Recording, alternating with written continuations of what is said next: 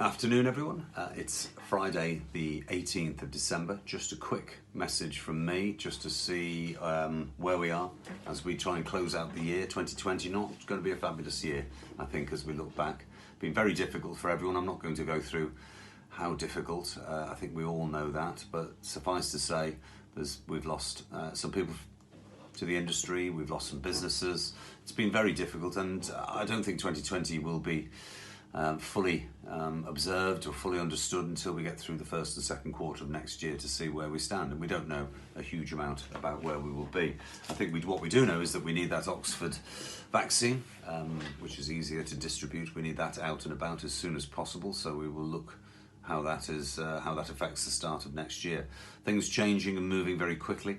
We know that. We know yesterday the tiers system changed and moved people, which has a huge effect on businesses. We also understood that the furlough scheme was extended by a month, which tells us a little bit about how Treasury are thinking next year will go. But also, whilst we do appreciate the furlough scheme, which is fantastic for the employees, there have to be jobs for them to come back to, which is something we are focusing on immediately with DCMS at the moment. Our relationship with DCMS has to be a plus point for 2020. We've had regular meetings with them. I think they've appreciated a little bit more about how our industry works and our involvement and what we can do to help them if they liaise and communicate with us. I think also, though, if we're honest, that we also learned through the lobbying process that the key people to speak to are the Cabinet Office, the Treasury and the Prime Minister.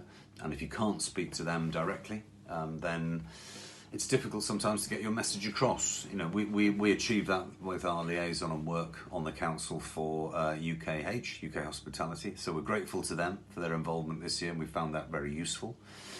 So we're pushing for DCMS to get a message further up the line, and that message is really about making sure that we have that VAT cut maintained throughout the year. They look at further business rate holidays. They also start doing work on the rent debt, which is building up across the industry as well, and also not to forget employees to keep the furlough scheme or something of that type going forward to help get businesses back on their feet. So that's the areas we want them to work on. The team, really, just to say a few words on the team behind the scenes that have worked on that, and your management committee have done a fantastic job of meeting on an incredibly regular basis to review information and data and to make sure that we're pushing things in the right direction. Richard Mancy, your chairman, Duncan Phillips, vice chairman, have had more meetings than I'm sure they anticipated having this year, and have always been available on an almost daily basis for those. So they've been fantastic. Normally we would look to say thank you very much to Richard, and he would sail off into the sunset. The management committee have made the decision that we're going to sort of stall that slightly. If you imagine all the relationships we've built up across government and other areas, we don't want to lose those or change the faces too quickly for that, so they are maintained. So we're going to do a 6-month process of swapping things over. So January, we'll look to strengthen the management committee. We'll welcome on board Terry Monckton. Congratulations, Terry, as the new vice chairman, and in due course will take over from Duncan as chairman when that time comes.